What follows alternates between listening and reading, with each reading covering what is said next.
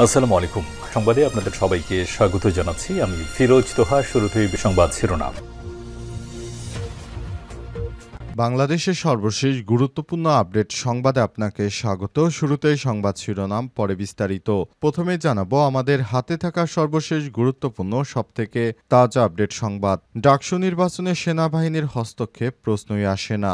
আসন্ন বিশ্ববিদ্যালয়সমূহের কেন্দ্রীয় ছাত্র সংসদ নির্বাচনে বাংলাদেশ সেনাবাহিনীর কোনো সংশ্লিষ্টতা নেই বলে স্পষ্ট করে জানিয়েছেন বাংলাদেশ সেনাবাহিনী। আজ 8 সেপ্টেম্বর বাংলাদেশ সেনাবাহিনীর ভেরিফাইড ফেসবুক পেজে এক পোস্টের মাধ্যমে তথ্য নিশ্চিত করে বাংলাদেশ সেনাবাহিনী। এরপর জানাবো ডাকসু নির্বাচন প্রার্থিতা ফেরত চেয়ে জুলিয়াস সিজারের রিট খারিজ। ঢাকা বিশ্ববিদ্যালয় কেন্দ্রীয় ছাত্র সংসদ ডাকসু নির্বাচনে বিপি পদের প্রার্থিতা এবং ব্যালট নম্বর পুনর্বহালের নির্দেশনা চেয়ে হাইকোর্টে রিটকারী মোহাম্মদ জুলিয়াস সিজারের রিট খারিজ করে দিয়েছে হাইকোর্ট। আজ 8 সেপ্টেম্বর বিচারপতি মোহাম্মদ আকরাম হোসেন চৌধুরী বিচারপতি ফয়েজ আহমেদের হাইকোর্ট বেঞ্চ এই রিটটি খারিজ করে দেন। এদিকে সীমানা পুনর্নির্ধারণের দাবিতে বাগেরহাটে চলছে হরতাল।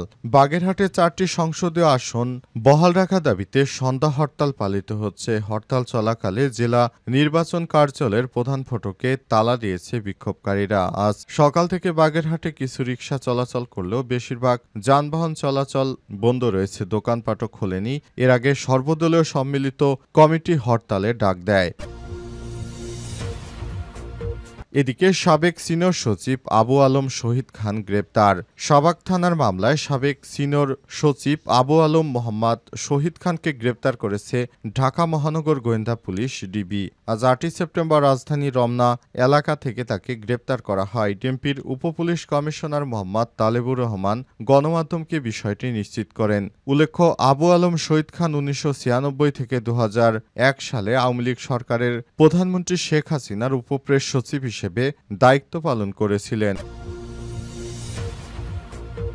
এবং সর্বশেষ জানাবো আজ একটি শক্তিশালী ঘূর্ণিঝড় গাজা শহরে আঘাত হানবে বলছে ইসরায়েলের প্রতিরক্ষামন্ত্রী। ফিলিস্তিনের গাজায় ইসরায়েলি জিম্মিদের মুক্তি দিতে সশস্ত্র গোষ্ঠীকে শেষ সতর্কবার্তা দিয়েছে মার্কিন প্রেসিডেন্ট ডোনাল্ড ট্রাম্প। এবার ইসরায়েলের প্রতিরক্ষামন্ত্রী ইসরায়েল ক্যাটসও কড়া হুঁশিয়ারি ব্যক্ত করেছেন। প্রতিবেদনে বলা হয়, এক্সে এক পোস্টে ক্যাটস আরও বলেন, আজ গাজা শহরের আকাশে একটি শক্তিশালী ঘূর্ণিঝড় আঘাত হানবে এবং এই ঘূর্ণিঝড়ের মাধ্যমে গাজাকে আমরা শেষ মুহূর্তের জন্য ধ্বংস করে দেব।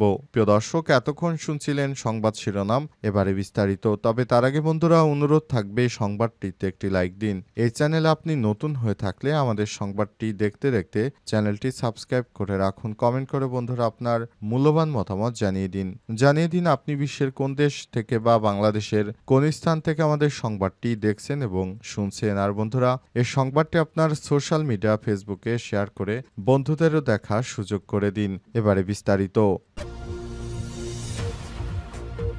ডাকসু নির্বাচনে সেনাবাহিনীর হস্তক্ষেপের প্রশ্নই আসে না।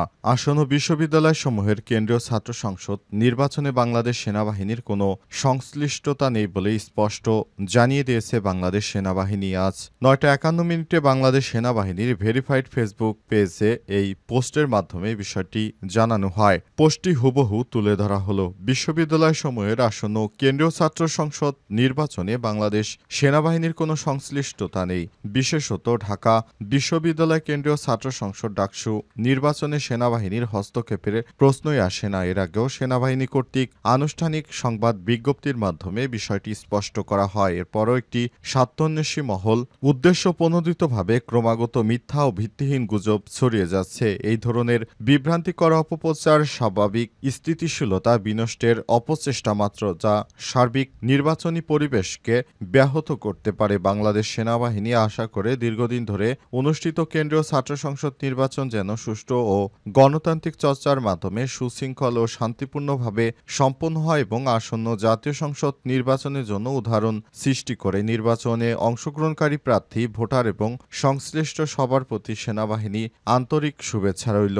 যারা এই ধরনের কর্মকাণ্ড পরিচালিত করে সেনাবাহিনীর সঙ্গে তাদের কোনো সংশ্লিষ্টতা নেই। সেনাবাহিনী সবসময় এদেশে একটি সুষ্ঠু ও শান্তিপূর্ণ নির্বাচন দিতে বদ্ধপরিকর। এজন্য সরকারকে সরকারকে সব রকমের সহযোগিতার আশ্বাস দিয়েছে সেনাবাহিনী সবসময় অন্তর্বর্তীকালীন সরকার যেভাবে নির্দেশ দিবেন সেই অনুযায়ী দেশে একটি ভালো নির্বাচন করার জন্য তারা বদ্ধপরিকর। এ অনুযায়ী তারা আগামীতে একটি সুষ্ঠু নির্বাচন করার জন্য সেনাবাহিনী প্রশাসনের সঙ্গে কাজ করবে এবং ভবিষ্যতে যেন বাংলাদেশ একটি সুন্দর বাংলাদেশ বিনির্মাণ করা যায় সেজন্য সেনাবাহিনী সবসময় তাদের প্রচেষ্টাকে অব্যাহত রেখেছে বলে জানিয়েছে সেনাবাহিনী। ডাকসু নির্বাচন প্রার্থিতা ফেরত চেয়ে জুলিয়াস সিজারের রিট খারিজ।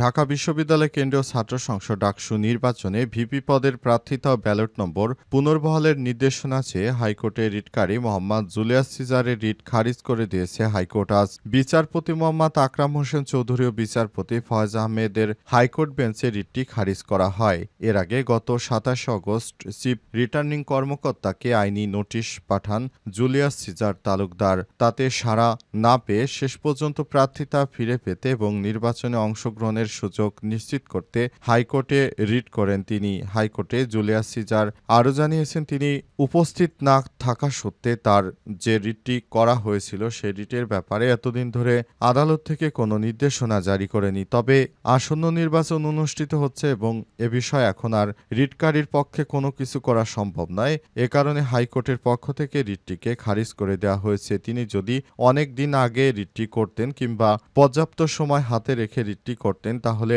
অবশ্যই হাইকোর্ট এই বিষয়টি নিয়ে বিবেচনা করত। কিন্তু হাইকোর্টের বিষয়টি হচ্ছে এখন আগামীকাল নির্বাচন, সেহেতু হঠাৎ করে তড়িঘড়ি কোনো সিদ্ধান্ত দেওয়া যায় না। শুধুমাত্র একজনের বিষয় চিন্তা করে রিটটি সেইভাবে তারা রায় দিতে পারবে না। সুতরাং সে বিষয়টি বিবেচনা করেই হাইকোর্টের পক্ষ থেকে জুলিয়াস সিজারের রিটটিকে খারিজ করে দেওয়া হয়েছে বলে একটি সূত্র নিশ্চিত করেছে। সীমানা পুনর্নির্ধারণের দাবিতে বাগেরহাটে হরতাল।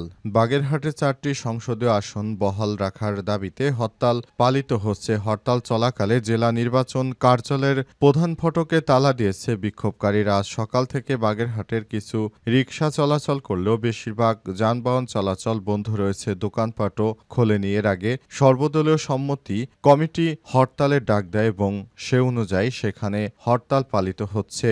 বাগেরহাট দিয়ে কোনোরূপ রিকশা বা কোনো যানবাহন চলাচল করছে না, সবকিছু আপাতত বন্ধ রয়েছে। বাগেরহাট ঘুরে এসে আমাদের প্রতিনিধি বিষয়টি নিশ্চিত করেছেন। তিনি আরও জানিয়েছেন এবারের হরতালের বিষয়টি সর্বসাধারণ জনতা সঙ্গে নিয়ে তারা হরতালের ডাক দিয়েছে। হরতালটি এলাকায় পুরোদমে সফল হচ্ছে এবং এই হরতালে কোনো মানুষ ঘর থেকে তেমন একটা বের হচ্ছে না এবং ওই রাস্তা দিয়ে কোনো যানবাহন চলতে দেখা যাচ্ছে না, সেখানে হরতাল পালিত হচ্ছে।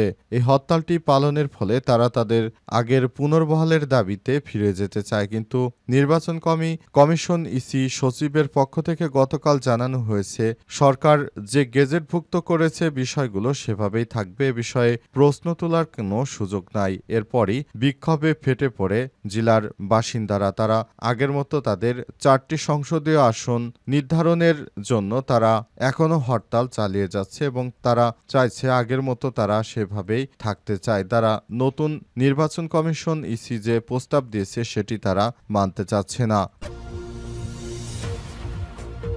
সাবেক সিনিয়র সচিব আবু আলম শহীদ খান গ্রেপ্তার। শাহবাগ থানার মামলায় সাবেক সিনিয়র সচিব আবু আলম মোহাম্মদ শহীদ খানকে গ্রেপ্তার করেছে ঢাকা মহানগর গোয়েন্দা পুলিশ ডিবি। সোমবার ৮ই সেপ্টেম্বর রাজধানী রমনা এলাকা থেকে তাকে আটক করা হয়। ডিএমপির উপপুলিশ কমিশনার মোহাম্মদ তালেবুর রহমান গণমাধ্যমকে বিষয়টি নিশ্চিত করেছেন। তিনি জানান, সোমবার দুপুরের দিকে শাহবাগ থানার মামলায় সাবেক সচিব আবু আলম মোহাম্মদ শহীদ খান ঝটিকা মিছিলে অংশগ্রহণকারী ৫ জন সহ মোট ৬ জনকে গ্রেপ্তার করা হয়েছে। উল্লেখ্য, আবু আলম শহীদ ১৯৯৬ থেকে ২০০১ সালে আওয়ামী লীগ সরকারের সময়ে প্রধানমন্ত্রীর উপপ্রেস সচিব হিসেবে দায়িত্ব পালন করেছিলেন। তিনি শেখ হাসিনার উপপ্রেস সচিব ছিলেন। এ কারণে তিনি শেখ হাসিনা চলে যাওয়ার পর দীর্ঘদিন তিনি চুপচাপ থাকলেও অবশেষে তিনি মিছিল নিয়ে ঢাকার বুকে আওয়ামী লীগ ফিরবে, শেখ হাসিনা আসবে, বাংলাদেশ আসবে ইত্যাদি স্লোগান দিতে থাকেন এবং নেতাকর্মীদের জড়ো করতে রাখেন এবং এবং পাশাপাশি তিনি দেশবাসীকে বার্তা দেন